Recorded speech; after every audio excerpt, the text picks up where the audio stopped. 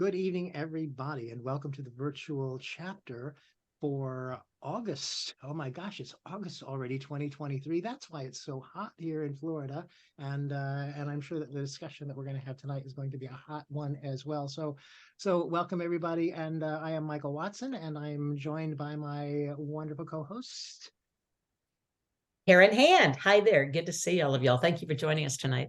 Karen Hand. See, she even has a mnemonic to remind you of her name. That's to remind you. That's right. Talk to the hand. Exactly right. Talk to the hand. So the something that we like to mention, and I know Karen actually said it before we got on recording, but to anybody who's watching now or watching the recording perhaps later on, do know that you too can get CEUs for having spent this time even just looking at the recording. So if you do that, by all means contact IACT or IMDHA if you're a member of either of those organizations, and fill in a little form, for your CEUs. And again, other friendly hypnosis organizations, whatever their procedures are, I'm sure that they will also give you credit for spending time with us this evening. So there's that. Now Yes. we've got some announcements. You have some announcements, Michael, things that are going on? I got a couple. You got some? I do. You go first. All right. Well, first, I'd like to mention that the Galaxy of the Stars is coming up. The IACT IMDHA Galaxy of the Stars, the weekend of September 9th and 10th. It's an incredible deal. I think this, I'm not, I don't want to say this incorrectly. I don't want to be wrong, but I think that the sale price is still on. So you can get into this thing for like $99. Is that right, Karen? I think that's right. Yeah. That is exactly how I remember it. And by the way, if you sign up for the Galaxy, you can see as much of it as you want, of course, live on that weekend, and you will also receive a flash drive similar to these lovely little card drives that we send out with the whole content as well. The Galaxy of the Stars is a 2-day program, a half a day for each of 4 speakers. And we're replicating the very first online Galaxy of the Stars that we did in terms of topics. The event itself this time is the four biggies. Or the Big Four, I believe it is called, the Big Four. Well, how dare they? They changed my And I noticed the Big Four were all men, so I have some questions, but... Well, I will point out that the last several Galaxy of the Stars have been all women.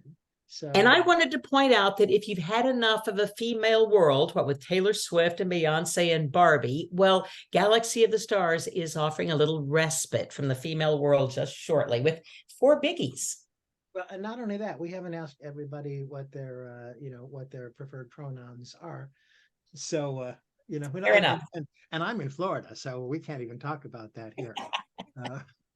But in any case, the Galaxy of the Stars. So the 4 biggies, by the way, are smoking, weight loss, anxiety, and pain management. There we go. And that's what we're going to have. We're going to have Barry Neal from the UK doing a program on pain management. We're going to have Dan Candell doing his anxiety work. He is the anxiety guy. We're going to have yours truly doing the Phoenix Freedom Program for smoking cessation. And then we are going to have Joseph Onesta talking about weight loss. And he's really got some great information about that. So it's going to be exciting, and you just have got to be there. Absolutely. The dates. What are the dates on that again, Mike? The dates are September 9th and 10th. Thank you. Thank you. Yeah, just a little while from now. I've got one other thing, that is, I have got a class coming up that I'd love to mention just on here. It is the Heart of Hypnosis. It's comprised of 2 4-day live weekend modules. The first one being October 6th through the 9th. We also have a couple online sessions before and in between and after, but there are 2 4-day modules, and it's for everybody, whether you're new to hypnosis and you want to get certified. We'll get all the way through the curriculum, but we'll also be exploring it. I think nobody's ever taught hypnosis the way that I do. I'm very clear about that. So I think that we've got something new for everybody. And for those of you who've been around for a while, you either want to gain a little more confidence in what you're doing or find out what's the new and cutting edge stuff, or maybe just show up for a tune-up. We'd love to have you. However, it's only just started to be promoted, and it is limited to 8 people. So if you're interested in being amongst those 8 people in this hypnosis class, flhypno@outlook.com. That's me, and I'll send you all the information that you need. So there you go. What you got, Very Karen? cool. So a week from tomorrow night, I will be on Dan Candel's group for professionals, actually, but we're opening it up to everybody, talking about self-hypnosis, but real world self-hypnosis. I believe in self-hypnosis a little differently than some. I'm not a great believer in having to set aside 15, 20 minutes, 30 minutes every day to go hypnotize yourself and give yourself suggestions. When I was a baby hypnotist, I tried that. I didn't really have any clients who complied. People just didn't have the time for that. So I had to go searching for other ways that actually worked. And when I started teaching hypno quickies, or empowering people to use self-hypnosis in the spur of the moment when they need it the most, and observed that self-hypnosis is anything that you say to yourself. If you say you can or you say you can't, you are practicing self-hypnosis in the real world in the moment. So I'll be talking about real world self-hypnosis a week from tomorrow night on Dan Candel's group. And for the life of me, he did not send me today how to log on, but I promise I will post it in our virtual chapter group, and I will post it on my Facebook page and other places like that, so that you can put it on your calendar for a week from tomorrow night. It's free to everybody, and people don't have to be hypnotists to be empowered in this way. That's coming up. Mid-America is coming up in October, the third weekend in October in Chicago. Put that on your calendar. Mid-America Hypnosis Conference. You can get all the info there, and you can register for that. It's a great little conference. And then in November, I'll be the keynote speaker at the NAF Hypnosis Conference, National Association of Transpersonal Hypnotherapists. That's in lovely Virginia Beach, right on the water. That's November 10th and 11th in Virginia Beach. You gotta love it. Palm trees, warm surf, etc.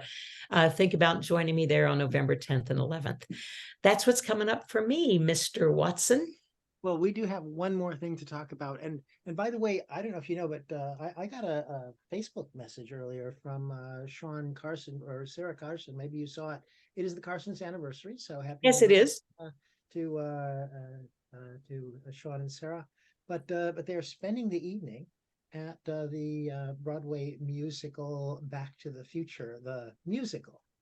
And I thought it was just such a perfect segue, because I want to take you back to the future for just a minute, everybody, and invite you to send your energy, your attention, your awareness, your thought out to May 17th through the 19th of 2024, because guess what? The Hypno Expo 2024 is already underway in terms of preparations. By the way, for those of you who are speakers and who do programs and who do stuff like that, now is the time to start getting your submittals in. And if you go out to the website for IAC Ghanime DHA, you can click on the tab for the conference, and on the very first, the welcoming page about the conference, there is another little place that you can click that will take you to a place to submit your proposals. That call for Notice the advertisement, by the way, presenters wanted. Now, you can probably trust the person they've chosen to advertise this. I don't know. I would just say that she's quite trustworthy, and please join us as presenters. Boy, was I honored to get that. What a cool thing was that? I was thrilled. She looks very trustworthy, doesn't she? I definitely know, having seen that I will submit a proposal immediately. Can I share with you a secret for a moment? That was during the opening at last year's conference, earlier this year's conference. The opening remarks were, we kind of lay down the rules and here's what happens. And this picture was taken at the moment that I announced, please don't take your cameras into the room. And then I promptly handed my camera to Randy Light and said, would you take my picture, please? And said, forget that rule, because everybody wants a picture that they can post on Facebook or post for publicity. So please do take your cameras in and always get your picture, and stop and smile so that you won't be photographed, doing this when you're talking.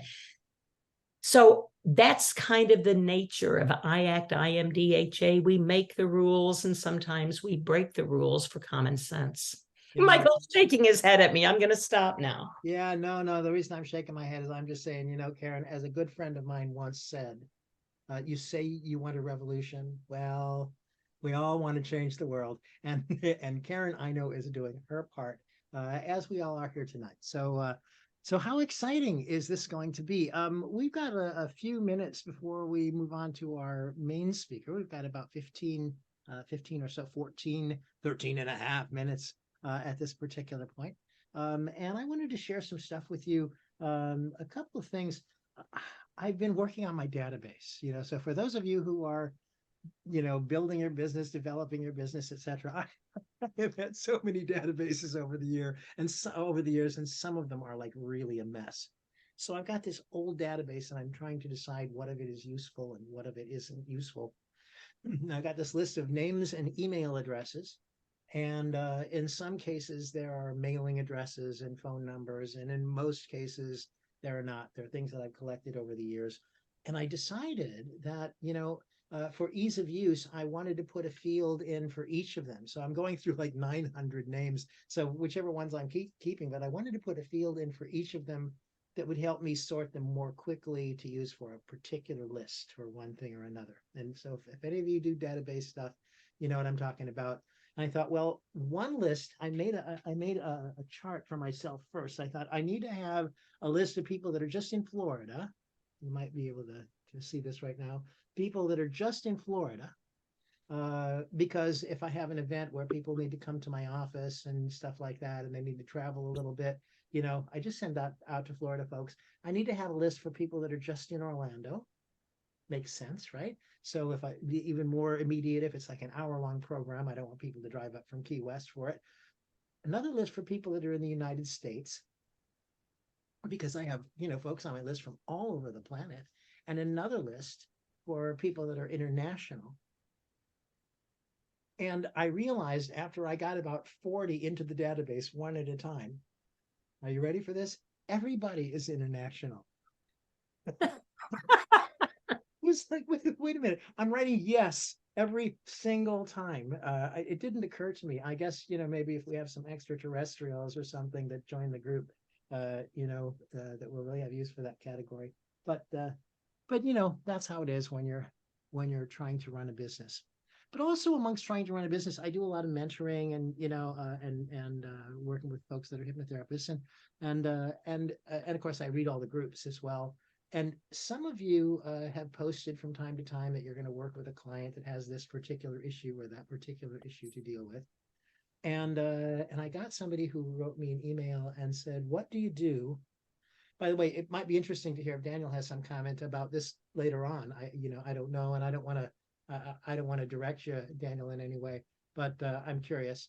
But he said, "What do you do in the case of a woman who's been raped?"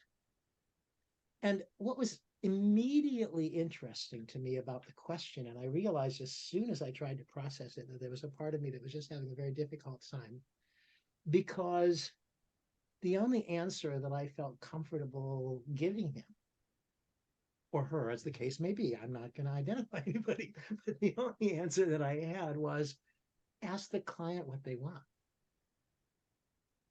And I think, and to me, it seemed to be a wake-up call that sort of encouraged me to remind you guys and to bring this topic out of here, that it's too easy for us to hallucinate what it would be like if you were that particular person and if you had that particular issue, what it is that you would want, and to assume, because it only makes sense, right? but to assume that what's wanted and needed, and you're going to give them this suggestion or that suggestion or another thing or another thing. And I appreciate that in an issue like that particular one that we were talking about, there's certain things that are really worth checking for, that are quite probably there, but I don't want to make any assumptions about it. Some people might say, if you ask them what do they want, well, some people might say revenge. I just want to get that mofo. And some other people, on the other hand, might say, well, I want to get over the sadness. Or some other people might say, well, I need more self-esteem, or and so each time that we work with a client, rather than taking the assumptions that come out of, formula number 47B, in your hymnal. My metaphors get mixed up. I can't help myself. That maybe we get to find out from that particular client what it is that's wanted and called for. And the thing that really is of most use to that, let's see, what do I got? 9 minutes. Let me be real careful here with this, but I think I can show you. I'm trying to, hold on. I'm trying to open my screen for a second.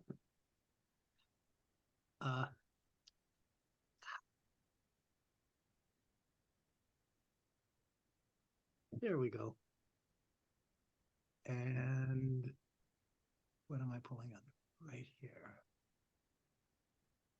I just want to show you this. It's NLP notes for well-formed outcomes, and I'm not gonna. We're gonna do this very, very quickly. Like I said, we've got about 6 minutes, and before we move on. But I just want to point out that if you ensure when you're working with a client that the outcome that they see, by the way, and especially for those of you in the States, this might be different in some places than it is in others. But remember, we don't diagnose and we don't treat. These are the sort of the two magic words that get hypnotherapists in trouble sometimes. So rather than going, well, they've got this condition and here's what I'm going to do, it makes a whole lot more sense to think that what we do is we assist people in achieving their outcomes. And we want to make sure that the outcomes are good and useful and ecological. So they need to be stated in positive terms. You've all heard this 100 times. You don't want to spend time trying to find out what your client doesn't want. It might be a little bit useful, by the way, and sometimes I do ask that question, but I'm more interested in when that thing that you want to get rid of is gone, what's your experience going to be like? What is the experience that you want to be able to create in yourself with regard to this particular topic or issue? That the outcome be well specified. That is, you don't have a lot of missing information like, I want to be happier in my work, right? I have no idea what any of that means. So we want to get all that cleared up, that it needs to be something that can be initiated and maintained by the client rather than something that's dependent upon somebody else, that it needs to be appropriately contextualized. You want to know when and where and with whom they want to be able to have this change and where to put it in their life. I had a salesman client that was a salesman one time, and as he was talking to me about his outcome, what he was insistent upon is, well, what I need to do is to be more aggressive. And I'm, well, aggressive is really nice at the right time and place. And there's some other times and places where it really can be problematic. So we get all that stuff sorted out. We find out how they will know when they've achieved the change. This is their evidence procedures. We make sure that it's something that's possible and that it's an appropriate chunk size. I was telling somebody today, I said, if I had a client who said, what I want to do, Michael, I'm here in hypnosis with you because what I want to do is I want to end world hunger. I will tell them that they need to book the long package because this is a several session operation. But today, what's the first step? What is it that we can do to get you moving in the direction that you want to get moving? We want to notice what resources the client has that will help them and be able to capitalize on those, or anything that they need to get in order to be able to accomplish their goals, and what will be the effect of getting their goal, and to make sure that it is ecological. If there's any secondary gain, positive intentions, however it is that whatever language it is that you use about that those things have been addressed and that it's good for everybody concerned. And the reason I mention all this is if you ask those questions at the beginning of your session, I actually have a more formal way to ask them. That is, there's an exercise here called the outcome direction exercise. If you go through this outline and ask these questions, which, by the way, I'm going to make available to you if you want them, so don't panic, and ask these questions at the end, they will be much clearer about their outcome, and their experience of the plausibility of them being able to get it will have changed dramatically. So often people have no idea what they want. They simply know that they're not comfortable where they are. And until you get that sorted out, it's really kind of hard to direct them towards anywhere in particular. So that was my very, very quick overview of well-formed conditions. And I'd be happy to talk to any of you more about it, or if you want to drop me a note or something. But also, I'm in Florida. I do hypnosis and I have a fantastic outlook. So think about it this way: flhypno@outlook.com is my email address. And drop me a note if you want me to send you a copy of this outline, and I will be happy to do that. So that's what I have. So, Karen, you have Yes. invited a very special guest to be with us this evening, who, God bless him, is up at 3 o'clock in the morning, and we're so glad that he's here. So I wonder if you would do the honors. I would love to do that. Daniel, I'm going to have to ask you to keep that muted for just one more second because it was a little bit of, I think it's gone now. I think we're good. I think we're good there. I just want to tell you how honored I am to have Daniel join us in the middle of his night to talk to us about some things. I'm honored to say he's a friend of mine. And despite that, I am ashamed to say that he speaks more languages than countries I've even visited, I believe.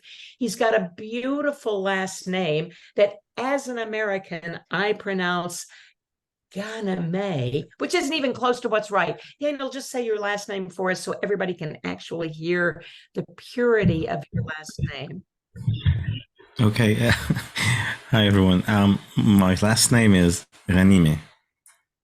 Okay. So you see why I'm saying I'm just a dumb American. Ghanime. I was close. That was close. I'll keep trying. I'll keep That trying. was 100%. That's the one. And it sounded sexy, although. Oh, okay. Well, there you go. All right. So now we're in. So I'm Daniel, and I really respect what he has to do. I respect the fact that this isn't even his bio yet. I'll get to that in just a second. But what I really respect is that he's doing this from Lebanon, in a country where there's been economic collapse. They sometimes lose electricity, all sorts of things go on.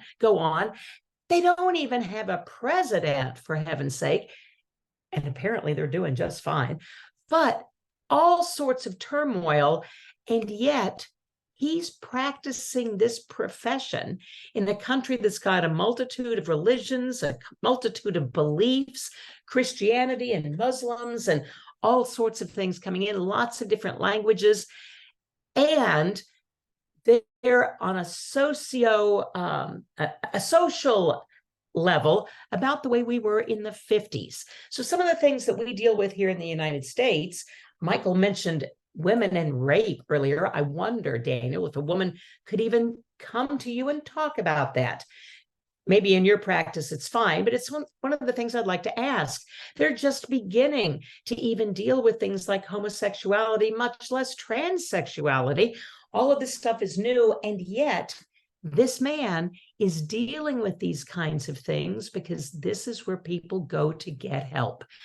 So Daniel is a seasoned practitioner and trainer with a track record of success with individuals, couples, and groups.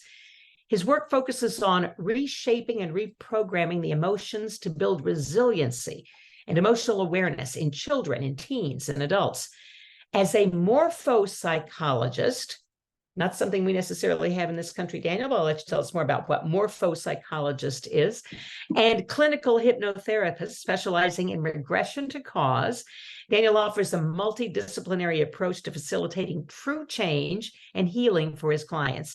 Daniel's an international MBA. He's a Dave Ellman Hypnosis Institute trainer and a member of IMDHA and multiple global associations and certifications.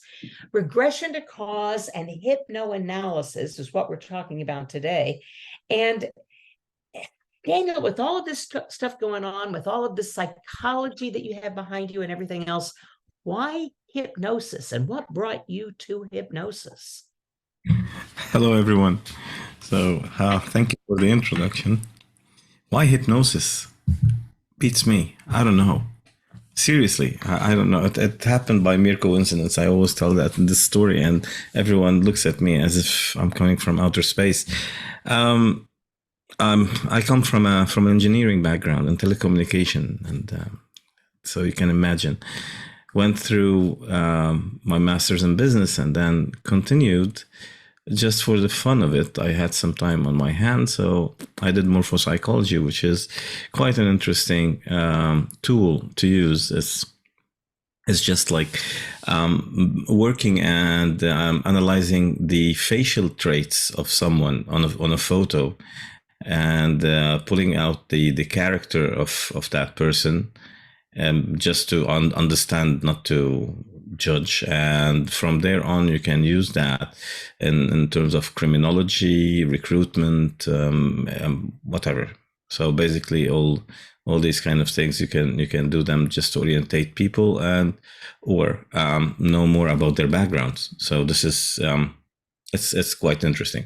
And it happened that the professor, the doctor that was giving the the lectures and the training, it's not the training, it's a big, like 2 years class on morphopsychology, she decided to do just a visit to have a small training in hypnotherapy. And she said, would you go with me? So like, yeah, hypnotherapy, you mean like dangling watches and doing pendulums and stuff? It's like, I don't know. It's like, okay, I'll go with you. And the story started. I was hooked on Gerald Klein, got into Omni, and the rest, I'm here with you.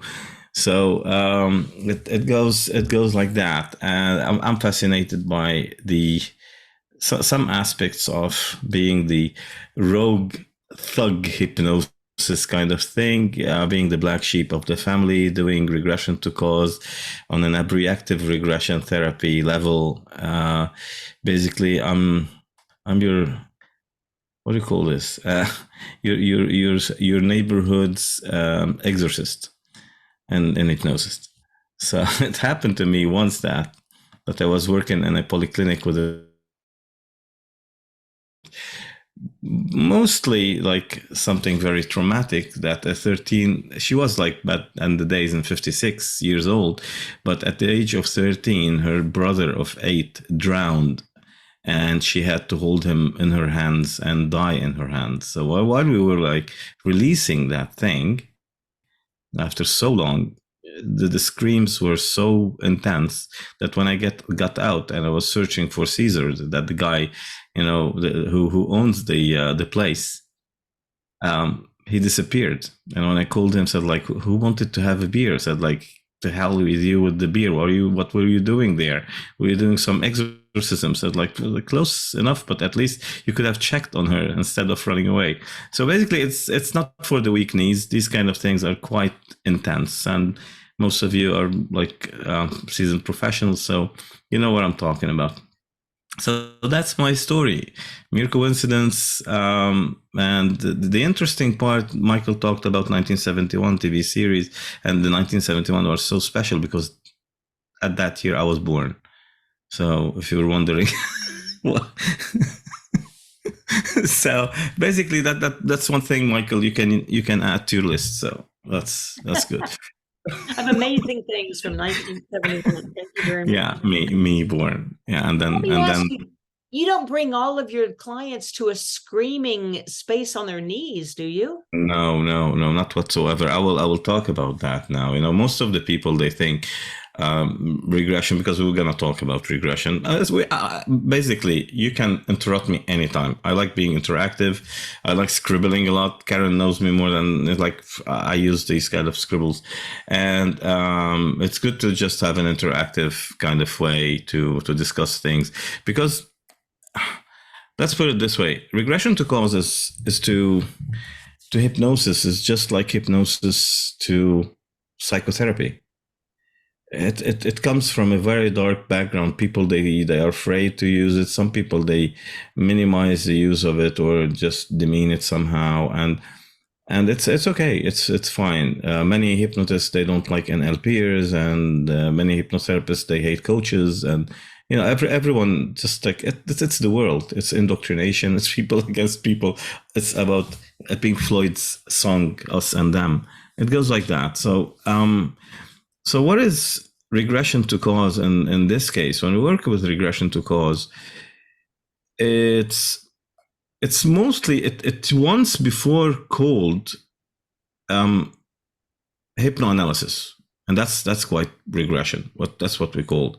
When it comes to to hypnoanalysis, or what was called, again, back in the days with Enando Cuvier, hypnocritic or something.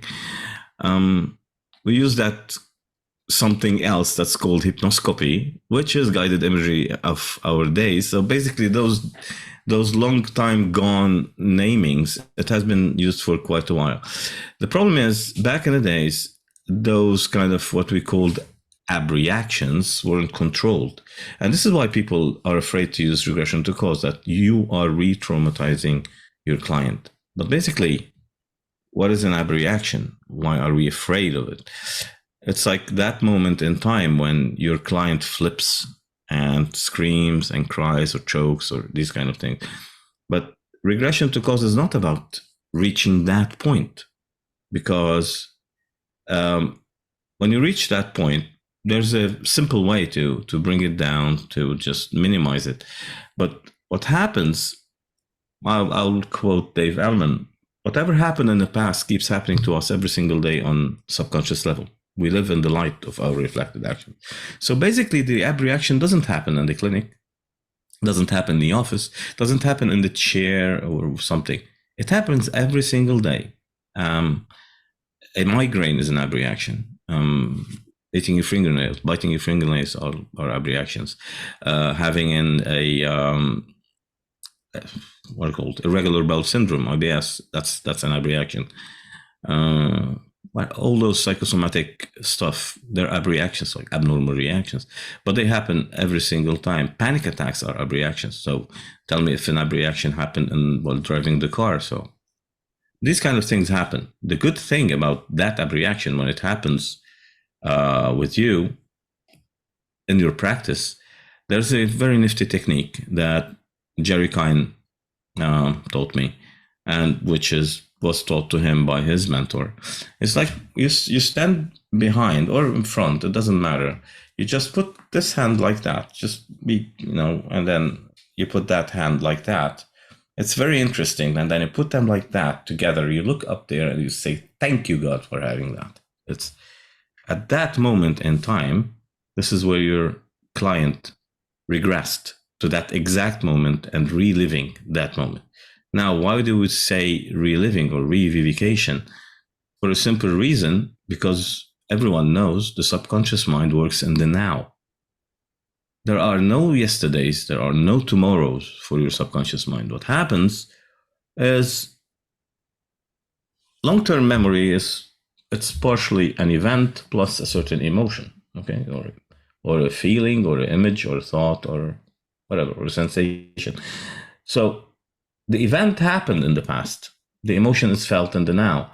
So if you remember any moment now about a happy event, you will feel happy.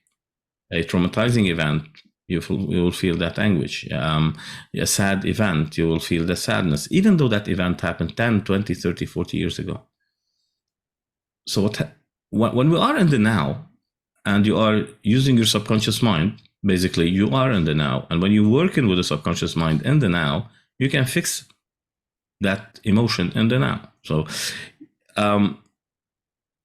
isn't that what reframing is? Isn't that what, like the things we do? It's like what we feel at that exact moment. And this is what brings us back to those days where Freud used to use regression to cause. Joseph Breuer used to use regression, and basically they used it to re-trigger hysterical, or women in hysteria back then, to analyze this. So regression to cause is a tool to discover for hypnoanalysis, and not a therapy by itself. It's not the way if you regress someone.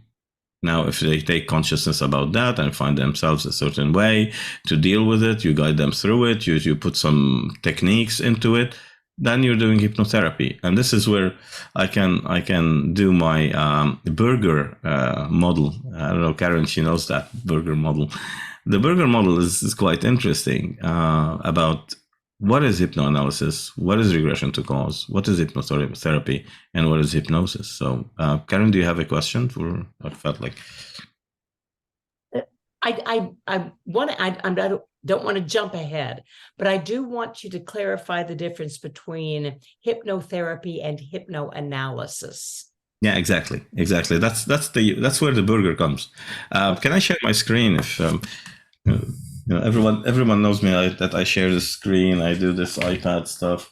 It started to be a signature at the end. I don't know. I'm not sure if you may have to give him permission for that. I can't. I might. Go ahead and try it, Daniel. I think that it's open. Okay.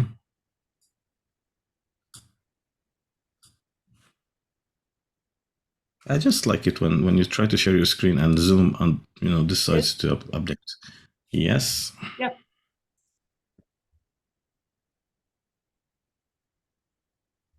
Okay. You can see this, right? So what happens? A black screen. Do you have something? Black screen. Yeah. So everyone likes burgers. Okay. I'm gonna just draw a simple burger.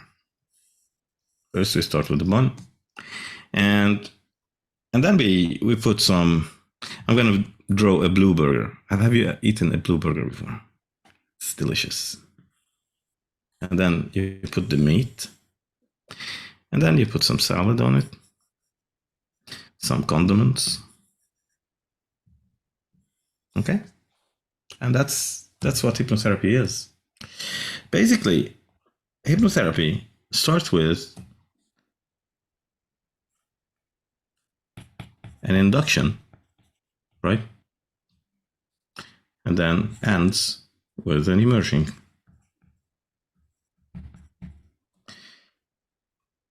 That's what hypnosis is. That's hypnosis. Basically, hypnosis is not a very interesting thing. To me, it's so simple, just like a cardboard box. It only enters my sleeping cat over there. Nothing in it. It's just like do hypnosis, put people in hypnosis, get them out. Nothing happens, right? It's what happened in hypnosis. What happens in hypnosis is the important part. So let's put it this way. The meat is just let's put it like that. In this case, here is your uncovering techniques, which we call hypnoanalysis. No analysis. Excuse my gibberish. What happens in hypnoanalysis is just like you need to reach a certain point where you know what happened at that moment in time. Some people they think that the initial sensitizing event is very important. For me, it's when you reach that moment, you will know about it. They will know about it. It will feel like you know about it. It doesn't matter. Once you reach that moment in time, you deal with it. And how do you deal with it? You do therapy. Okay. So what hypnosis is basically is, if we put it this way, it's hypno therapy, right? So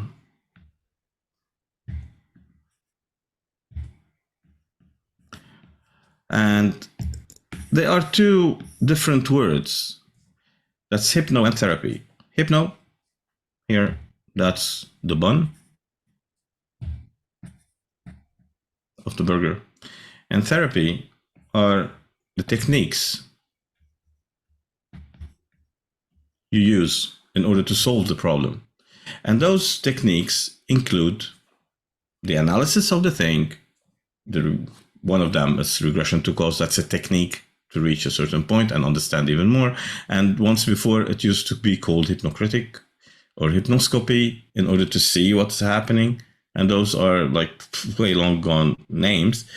And it's not meant to be to create a certain abreaction, as we said.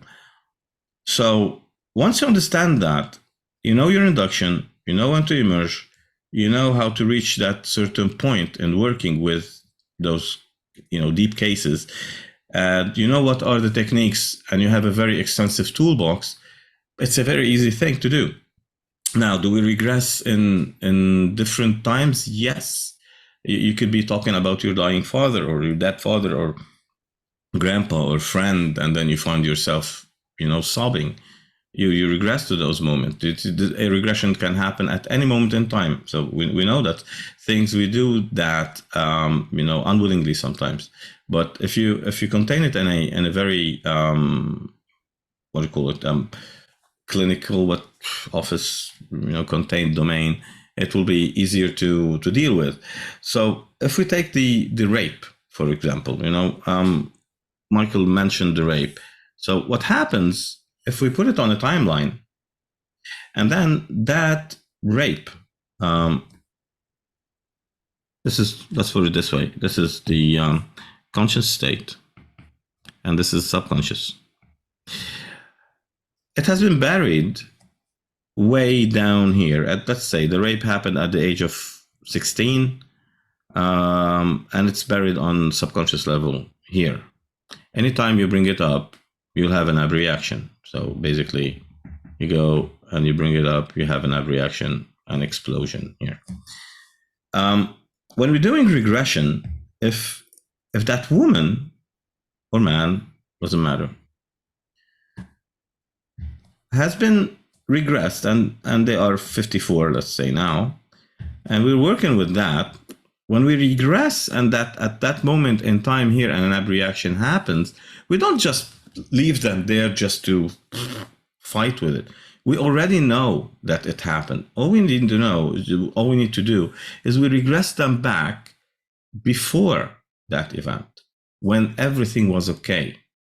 And then we regress them, and then we progress them basically in the past. That's like Back to the Future. We progress them back in the past to that point where the rape has finished, because that moment in time is like infinite. For them, those 3, 4, 5 minutes are like eternity. Then they felt like they're going to die. So what they need to know is everything is okay. So when we do regression, we don't do regression to that point in time. Once we understand that, go after. So it is assured for the client that everything was okay.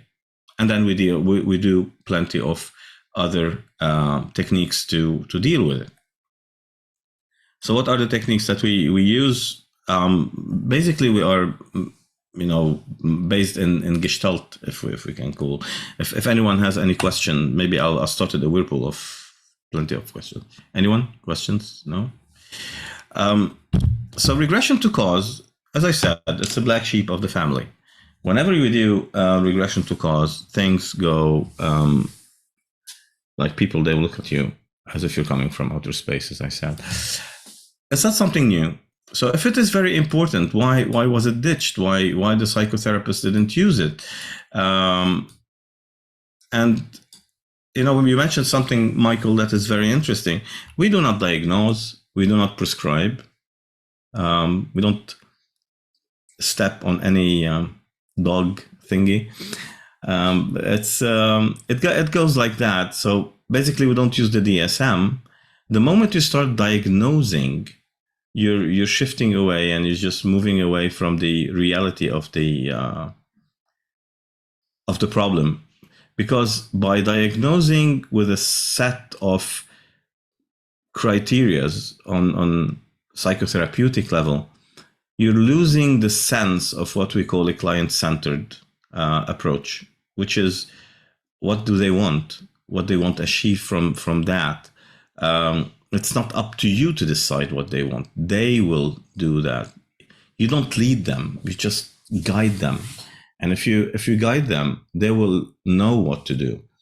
And then you will just be there to tell them how, at a certain moment in time when they are stuck, how to untangle themselves from that traumatic event, a serious issue, whatever happened before and will never happen to you, what happens in history.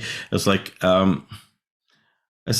always use that kind of metaphor. There are 2 days in the year that you will not be able ever to change. It's impossible to change those 2 days. Anyone knows those 2 days? That's yesterday and tomorrow. No, that's yesterday and tomorrow. Yesterday and tomorrow, there's no possible way you can change them. Whatever happened yesterday happened. and whatever will happen tomorrow, you have no control over it. So yesterday that's a depression, tomorrow that's anxiety, and that tomorrow kind of anxiety is it's experiencing being like in a high level of stress or experiencing lack of information because you don't have any information about what will happen tomorrow. You kind of have a certain image, but then your subconscious mind doesn't know a yesterday and a tomorrow. So whatever happened at that moment in time happens in the now. This is why people are anxious in the now about something that didn't happen yet. So and then let me ask a question if you don't mind. Yes. Is it preferred in your belief system, in the way you do things, is it preferred to revivify an event? Is that preferable to an observational position where you're observing it from afar? Okay. We have two situations here in the regression. There's the NLP kind of timeline where you are dissociated from that event, and then you have the revivification, which is the hypnotherapeutic kind of technique of hypnoanalysis that was used by many Breuer, Freud, Charcot, and all the rest of the people. At that situation, you don't have a dissociation; you have an association. The dissociative state when you're doing a regression to cause using the timeline, you're just there observing what is happening down there, okay, or down there, up there, whichever way. It depends on how you see your timeline. And at that moment, you could use something we call hypermnesia, which is amnesia. Amnesia, that's when you forget things. Hypermnesia is when you over remember stuff. So you hyper remember stuff. So basically, you're using your memory. And when you use your memory, it doesn't mean that you are reliving this. It will happen to you through the revivification.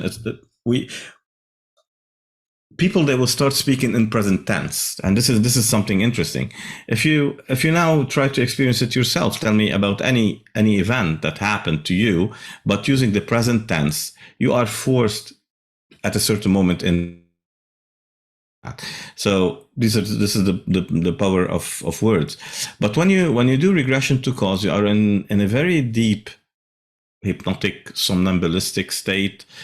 Call it whatever you call it, hummus again. So it's not about the naming. It's about that state, that level, that vibration you're in, where you are at a certain moment reliving that situation. And when you're reliving that situation, you are seeing. Some people, they can see it vividly. Some people, they can feel the seeing it. So basically, if you are in your room now, you close your eyes, you know that you are in your room. From the smell, from the feeling of the chair, from all the air around you. So people don't need to see things in 3D. So this is why some people, they think, okay, we went there and I didn't see anything. And like Steve Farkle used to say, nothing is something. Sometimes you regress someone and say like, okay, where are you? Inside, outside, alone, someone with you. It's like, oh, nothing. And this is where hypnotherapists, they just succumb to their own limit of whatever you call this. So what happened in that moment, no one, absolutely no one, as I say always, only dead people and robots do not have emotions. And I'm quite unsure about the last one. Basically, robots now, they started, so basically dead people and dead people. No one has no emotion. That's an emotion. The blocking of that emotion will lead you to nothing, just putting you at that situation where you blocked that from your own vocab. You don't want to mention the name of that person or just say it out loud what happened. But basically, again, just like Elman used to say, we live in the light of our reflected actions, and whatever happened to us in the past keeps happening to us every single day on subconscious level. So what we do, we do not alter reality. We do not change memories. Anyway, when it comes to memories, they're so subjective. Some people remember that they did something that never happened. Some people, they remember things the way they are, and they're not the same way. We're not talking about Mandela's effect anyway. It's just looking at these kind of things. But at a certain moment in time, sometimes we remember something that happened this way, and it happened differently just by watching the video of our wedding, for heaven's sake. We remember those people were there. You watch the video and it's like, no, they weren't there. So we have our own altered realities. But what happened in regression, when we regress and we work with that emotion in the now, we are changing the perception of the event. And this is the issue with it. It's the perception of that event that has put so much trauma on us. And once there is an understanding of that event, we go back to Carl Gustav Jung, until you make your subconscious conscious, or it will keep coming and bite you in the butt. Not verbatim anyway, but what happens with that situation, it's like when you keep coming to that event and it is not cleared yet. So sometimes that emotion, that last time seen emotion, or if I'll put it this way, it's not easy sometimes to regress someone. The easiest part is to take them to the first event or the latest event related. Let's say they had a panic attack. That emotion of the panic attack, the latest one, is the most explosive one. But basically, the first time it happened, it was the smallest part of that. I will draw it. It will be easier to understand it this way. It is the least affecting. So when we use affect bridge or these kind of things we talk about usually, we go back and the event is not the most important event. It's not the most emotionally charged event, actually. It's the least emotionally charged event. We're not talking about rape in this case. We're talking about any phobia, for heaven's sake. So if I'm gonna go back and draw the conscious subconscious kind of thing, this is the conscious subconscious, and we're going from 0 in the womb, 1, 2, 3, 4, 5, 6, 7, whatever. Let's say this is 25 years of age. At that moment here, we had the phobia. At 4 years of age, something happened. And at 40 years of age, it's so deeply engraved and on subconscious level. A dog bit someone in front of that kid, okay, at that moment in time. And what happens, the emotion here is intense, but it's not that big. So they're not afraid of dogs yet. They're not having phobia. They're afraid of dogs. They're trying to protect themselves. And then another event happened, and it felt like I need to protect myself. And then I need to grow up that fear. Fear equals protection, by the way. That's emotion. That is a protective, positive emotion. Fear is not negative. And again, it happened, and that thing grew up even more until that moment in time when they reached at 25 years of age. It kept on growing and growing. And then it hit on the 25 years of age. They had that reaction when they saw a dog, sweaty hands, heart racing, their knees got weak, they felt them going to faint, and they got that huge, big phobia attack. And it kept on happening and growing like until, they are like 40 years of age, and it got so big, they will not leave their home if they heard a dog barking. So here, at this place here, they could leave home if they heard the dog barking, but they would stay away from it. At this state here, they wouldn't leave it. So the least charged is this one compared to what is happening on conscious level now. So this is why when you regress someone to that point, you're not regressing them to the most charged situation. the most charged situation comes in later, because the compounding, the law of compounding. This is why we repeat and keep on repeating suggestions. They have given themselves auto-suggestions, and this is what we call self-hypnosis. Okay, isn't it? All hypnosis is self-hypnosis. We have given ourselves so many suggestions that even Freud didn't like it. It happened. I have a reference here to something that Freud didn't like, about people. They are hypnotizing themselves as if it was like some sort of a a curse or something bad. In Klein, 1972, he points out that Freud desired a school of psychology divorced from the simplicity of suggestion. Simplicity of suggestion, what does that mean? Hypnosis is simple. It's not very quite complicated. We do that every single day. And if we continue that, since when hypnotic techniques are used, the patient can, and here goes, suggest to himself whatever he pleases.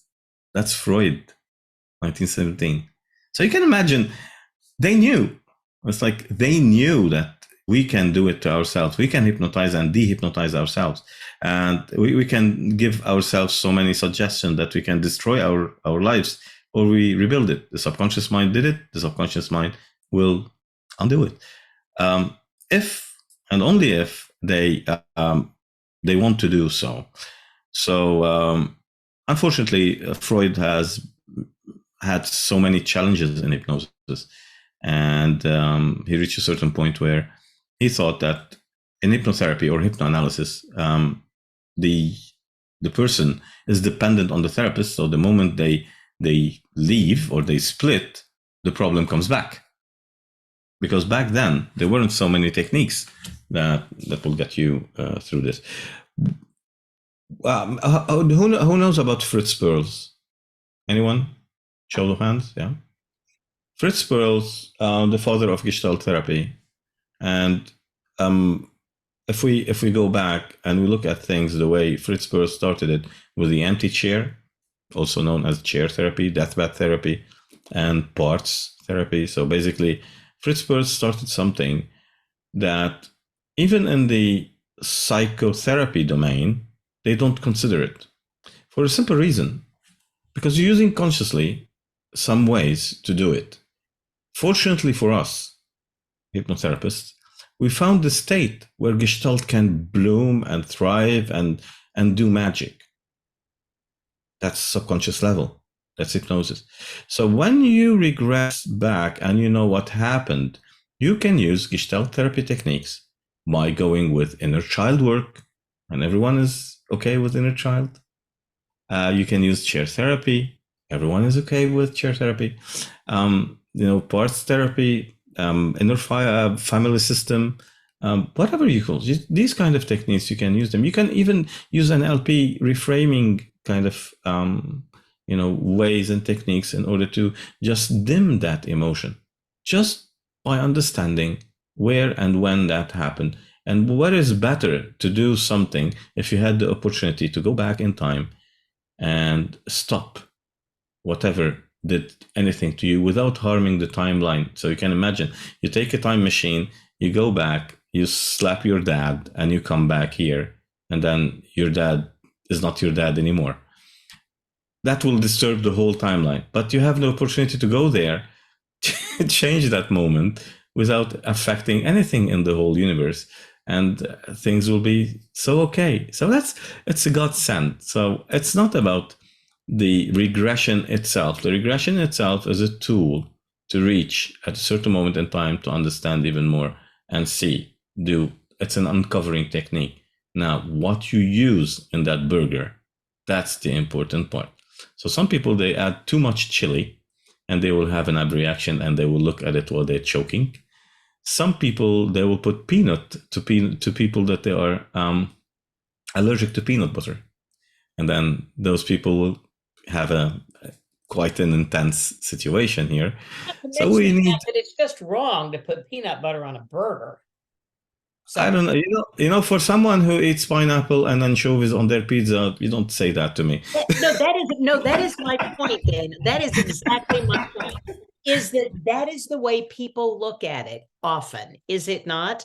That, oh my gosh, yes, everything you said so far is good, but absolutely do not put peanut butter on that. Do not add that technique to that. Do not do that. Exactly. What I just heard you say, and correct me if I'm wrong, that that regression is a beautiful tool, and you can get a lot of information out of regression, but it is not the be all and end all. There are other techniques that follow to Of round course. the session. Of course, regression to cause, some people, they call it regression to cause therapy. Okay. When you're doing regression to cause on its own, again, hypnosis on its own, it's nothing. Regression to cause, it's like, I don't know what we call it, it's like as if you're just watching over the yard, but there's someone stealing your stuff. So what do you do about it? Okay. So there you introduce a technique to deal with that. So it's a combination of things. It's the state of somnambulism, the level of depth of trance, if we can call it, the revivification, the regression to that situation, and the tools that you use at that moment, the right tools that they are fit for what your client needs. Okay, it's client-centered. It's not you bestow on them your powerful, I don't know what, hypnotic suggestions, the mesmeric way. And this is where there was a big differentiation between Franz Anton Mesmer and Hernando Cuvier. Hernando Cuvier, he wrote an amazing book. It's called, now speaking different languages, Le Magnétisme Éclairé. It's a French. He's French, so the book is in French.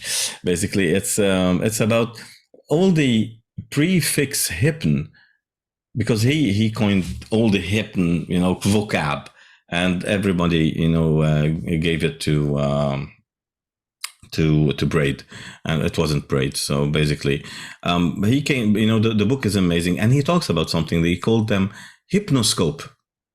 People who are experiencing hypnoscopy, which is the revivification and the seeing in the state of hypnosis, okay, they are called hypnoscope.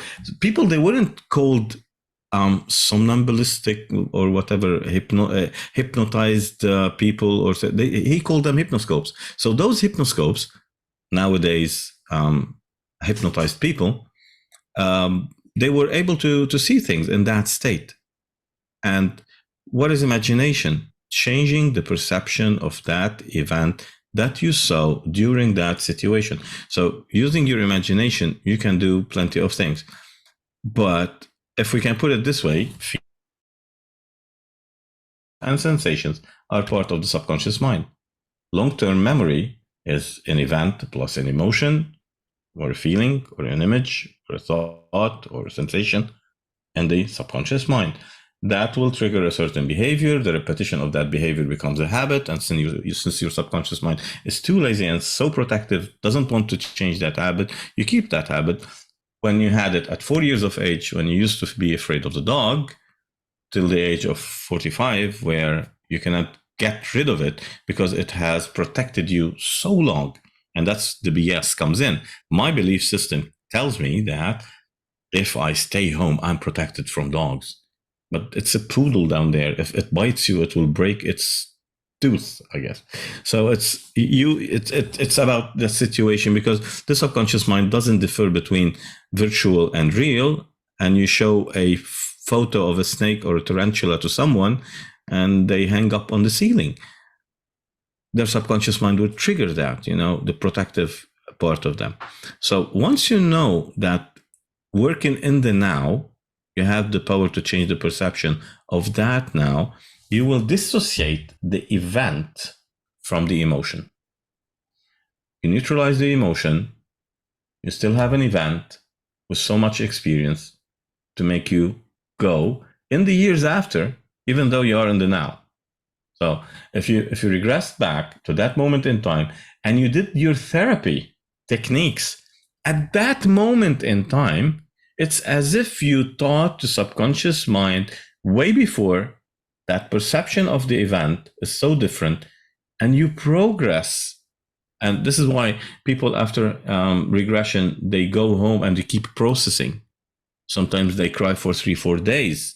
Sometimes it's fine for them, it's like a magic wand. Sometimes it takes them a month or two, and then it clicks. It happened that I have a client of mine.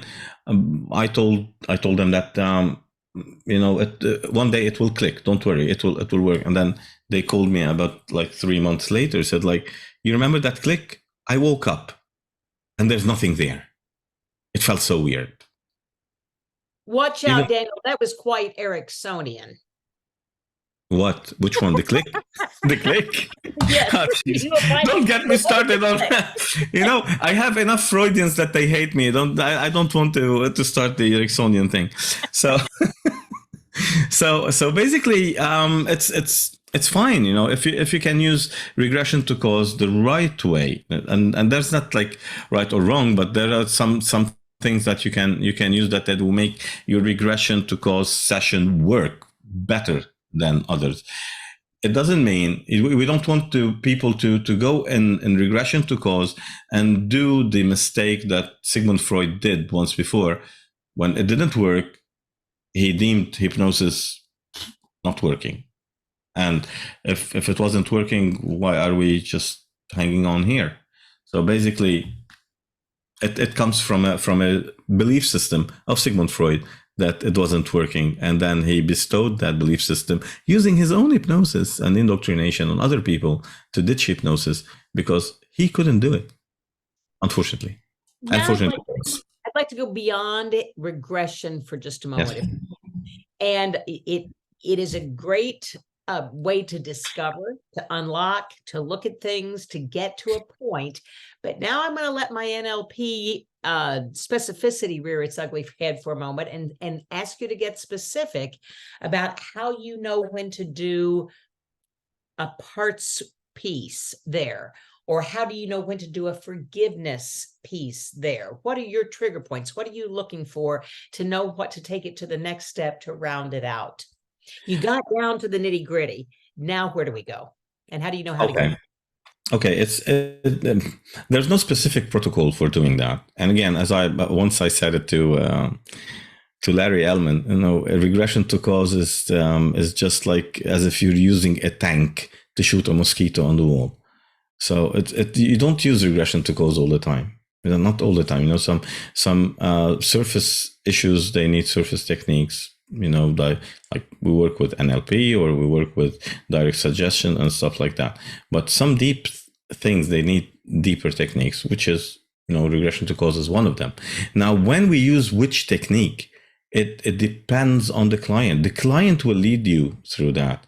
You will be there, and all of a sudden, many times I was going to, I have a phone call with someone, and it happened that, okay, I need this, and that was back in the days. I used to bring on my papers and put it on the iPad and make a file by the name Karen, and I need this and this and that. I go there and start the pre-talk, and I take the intake and just take in the interval, and then, holy crap, what should I do? It's like all this, it's out from the window. They want something totally different, and I'm just facing something totally different. And since very long time ago, I go with nothing. I have a piece of paper and a pen, and that's it. So when you're talking to that client, the client will give you all this. Let's put it this way. If you have a client that, again, back to the dogs, is afraid of dogs, okay, you do the fast phobia cure. Let's put it this way. Some people will do that, and it didn't work. And then we regress, and we see the initial sensitizing event where it started. We neutralize that event, and it doesn't work. Okay, cool. There's some secondary gain in here. When we're talking about secondary gain, there's something related to a part of that person that doesn't want to let go of that fear, because that fear will bring them some sort of a benefit somehow. Like it's It's a way not to go to their parents' place or their uncle's place whatsoever, and it's a reason. It's I don't know, trick for the parents or whatever, not to go there. So if they are not afraid of dogs anymore, they will have to do this. Okay, so basically, there's a part of them that doesn't want to just break away from that habit, because phobia is a habit. It's a learned fear, and then you talk to that part. And then you do mediation with that part, and you find yourself negotiating with those parts that they don't want to get rid of that phobia. So basically, that's a simplistic way. But sometimes you regress a part. When not many people do that. I do that. When everybody maybe does the parts therapy. You go into conference room, you put all those parts around, and then you just start with them. When did you come? Do you like Karen? Do you love Michael? Let's say, do you want this is for the benefit of Michael? When did it all started? And when was the first time you came into Michael's life? And they freeze. And then you regress that part, that fearful part. Actually, it's not the whole thing. You regress only the part to understand what the hell happened. And it's a kind of indirect affect bridge, because with the affect bridge, they have a feeling related. Everybody knows the difference between affect, feeling, emotion. So these kind of things. So basically, that affect that they can sense it. We can bridge it back to the first time it ever happened. But what if we can bridge back from an emotion that is a part on its own when it was first introduced into Michael's life? So if we regress that part, you tell me, like, I came to help Michael to stay away from dogs. Okay, you did enough. He was 5 years old back then. Do you think Michael needs you now? I don't know. Okay, here we go. Hello, Michael. Michael, do you need fear to stay in your life? Basically, we're going to give fear a different job description. Should you be the HR manager, we're going to say, like, from now on, you're not fear, you're protection. Would you like that? Yes. What protectors do, protect. But basically, you don't do it on your own. Michael, you decide when protector is going to come. So basically, we just play with that. And this is how the session will go. And remember, I came with a bunch of papers, lots of files on my iPad, and there's nothing that I use from there. So basically, now I use my iPad to play music in the background, waiting for my clients to come. And that's it. So I'm not using it anymore, because once you understand the whole concept of, talking about forgiveness, people, they find it a bit hard to do. But you need to explain to people what is forgiveness beforehand. You do it in waking hypnosis, when you're talking to them, during the intake, whatever. But for many people here, we've heard about forgiveness of others, forgiveness of self.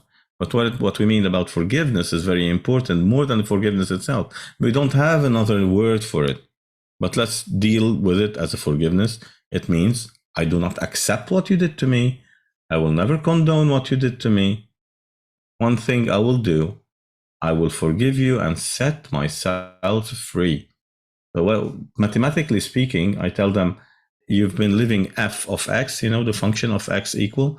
So now you're function of your own self. You're not those things anymore. Mathematically speaking, your formula has no x's in it. So you don't deal with those things on a functional level. So when you sit at that bench, you're sitting on your own. You're not sitting with your dying father, let's say. You're not sitting with the perpetrator that you had in your life. You don't sit with that narcissistic husband of yours. You don't sit with that accident that you have every time you see them. So basically, you dissociate again. We dissociate the event from the emotion. And this is basically doing that on a subconscious level will differentiate from doing it from willpower point of view. Because willpower is part of the conscious mind. And when you do things out of willpower, because it's a process, by the way, this is why it's conscious. It's a process. Willpower, you decide, you take a decision, and then you proceed. That's a process, a conscious process. And when you use willpower, it only will last about, let's say, based on researchers, 2 weeks on one single subject. I give the analogy that willpower is like a bucket of water you have at home, where you need to use it for dishwashing, for cleaning, for drinking, for the shower, for doing your pasta, whatever. So it won't last long if you use it for all those. Maybe it will finish in one day. And some people, they feel the burnout because they have used their willpower so much and that they have to wait until it is replenished or like refilled. And when you wait for it to refill, you're feeling that kind of depressive, kind of anxious kind of situation where you cannot control anymore because you could just like doing it like that. And when things happen on subconscious level, those things, they just disappear on their own, and you, that becomes your new, I hate this kind of words, but it's the new normal. Okay, the new normal for you. So it's new, it's you. So you won't find any difference, and that's why I call the hypnotherapy as an ingrate a career, because people, when they change on subconscious level, they won't give you any credit. They will just disappear. How many times they just disappeared, and you meet them just in a year, and like, how is your phobia? It's like, phobia? Oh, that was a very long time gone. Well, because I haven't heard about it since, like, I don't know. And then it just disappears on its own, and they don't give you credit to that. But we know. It's like, well, I'm gonna quote Friends. Do they know we know that they know that we know they know? Let me jump in here for a second and say we're down to about the last 10 minutes. So I'd love to open this up to any questions that you might have for Daniel. All you have to do is raise your hand or unmute yourself and you can ask away, or any disagreements that you might have with anything that was said. He can defend himself pretty darn well. I do think it's important to point out that, Daniel, you mentioned a couple of times that sometimes people look at you like you come from another planet. The good news is Superman came from another planet. Unfortunately for those people, they haven't found my kryptonite yet. Yeah, right. It is a point that I wanted to get into, which is, I think hypnosis is hypnosis, NLP, meditation, all mindfulness, a lot of that stuff is pretty widespread in America. In your country, things are different. Things are just different. I want to know about the state of hypnosis in Lebanon, in the Middle East. I want to know about the state of the profession in a country where things are collapsing, when you do have problems working on Zoom and stuff like that. Tell me about our profession there, Daniel. Yeah, actually, hypnosis is quite known here in Lebanon. We even have our own syndicate that is, registered in the government. So we have a syndicate for that, where not many countries, they have syndicates for hypnotherapists. We have that. So this is totally different. It's common. Quite common, but most of the people, they use it in adjunct too. So basically you have, just like anywhere in the world, a coach that's using hypnotherapy, or and they're using different types of doing that, alternative healing. Now I'll tell you one thing, for a simple reason, people, they, just like anywhere in the world, they would like to go to the pharmacy rather than to go to the doctor. And this is where hypnotherapy works best, because people, they come to you because they don't want to go to a psychologist or a psychotherapist, because it feels like, we don't need that. And some situations are different, more serious than others, and these kind of things where they weren't offered the proper help. But we have so many skilled people in here, and we work internationally for the simple reason, due to the economic situation, people not being able to afford practicing and paying for it. So basically, to do your practice, you need to pay all the alternative ways to have electricity, the internet, the the clinic, the office, the rent, and everything. But you can't keep up with the inflation, which you can tell people, okay, it's no possible way I can do that for you. So for us, we kept our pricing schema the way it was before the inflation for anyone that wants to come. And then we, for me personally, I take a quota on people who I will assist, sometimes free of charge, sometimes with a very, very reduced price. It depends on their economic situation. So we're not here to just cut heads anyway. And from a religious point of view, we're a very, very diverse country, actually. We have 18 different sects we're talking about. In Christianity, we have, it goes from, evangelists to Greek Orthodox, Armenian Orthodox. So basically, it's all over the place. I'm Maronite for people who just asking, Maronite is a fact. We follow the Catholic Church, but we are based in the Eastern part of the world, so it's quite interesting, and everyone has a different approach and perspective on sociological and demographic level, but it doesn't keep them away from coming to you as a hypnotherapist to seek help for many different reasons. On religious levels, the most religious people they know from Christian point of view, we have the Pope, what is it, like Pius 12, who released two major letters on pain-free childbirth and hypnosis or hypnotherapy. So basically, from a religious point of view, some people will say no, it's not like that. And from Muslim point of view, many people will use it in a clinical domain. So we're not talking about, because some people think it's we're gonna get spirits in and they're talking to the dead and stuff like that. So people, they started understanding the whole aspect of hypnotherapy. It's quite interesting. People are open. It's different than other places in the Arab world and the Middle East. We're so diverse, quite cosmopolitan, polyglots, multilinguals, and multicultural, because most of the Lebanese people nowadays, from time way back, they started traveling. So it feels like you're dealing with Lebanese Americans, Lebanese Canadians, Lebanese French, so on and so forth. So you get the mix of both cultures or whatever they belong to, and this will give you an advantage when you're dealing with other countries. So you do understand the whole aspect of the culture from closer people to you.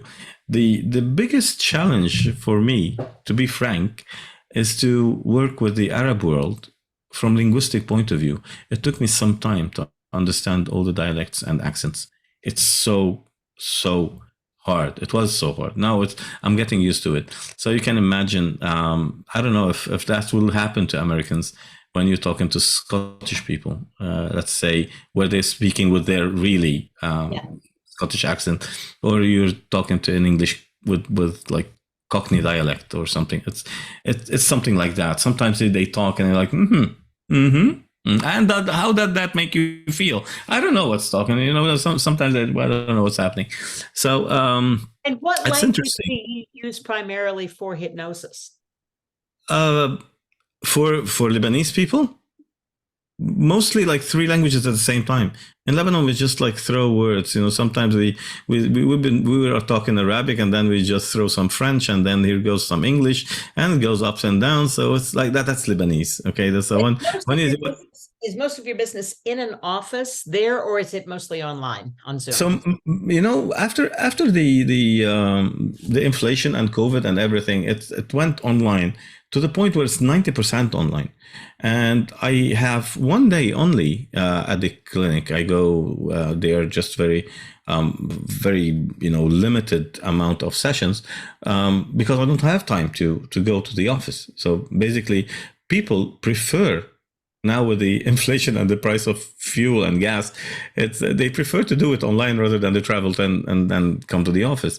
And some people, they come for the first time and say, you know what, I'm gonna do this online. It's fun and it's easier and it's it's better. And it's the same thing, because when I tell people, once you close your eyes, it's the same thing. It's like Right. everything everything in the dark looks the same. So basically it goes like that. Isn't it interesting? So close and yet so far away. So very much the same. God bless technology. All over the world. It's wonderful that we can all that we have Zoom and we can get together all over the world. Indeed. It is. We have unfortunately come to the end of our time. I'm going to offer it one more time. If you have any questions, I'm going to have to say at this stage of the game that you probably should contact Daniel on his website, or that would be controlalt.com. It's in the chat room if you want to look quickly, or Daniel at ceolb.com. Those are ways to contact him. Daniel's got some things coming up. You're going to be in France, in Nice, in 2024 for the conference there. Yeah. Yeah. There's I can say this, but you go ahead. I can do convention hypnos, but okay. Convention hypnos moderne. How'd I do? Convention de hypnose moderne. It's the convention of modern hypnosis. It's basically there's quite few people now. It's the Elmanian way, if we can say, it's penetrating more and more in France. France is mostly Ericksonian. So if I don't come from there now, I went and I disappeared. And I could be in some sort of a Ericksonian temple being sacrificed on the Ericksonian altar. Anyway, so it goes like that.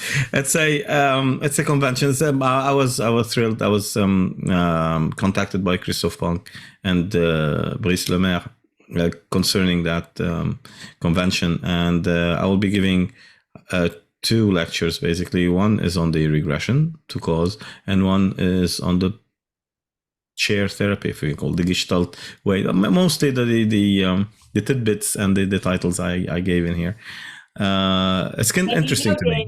We are accepting proposals for speakers to the IACT IMDHA conference in May. So that would be a good time for you to submit your proposal and bring your lovely wife and new baby to America in May. May.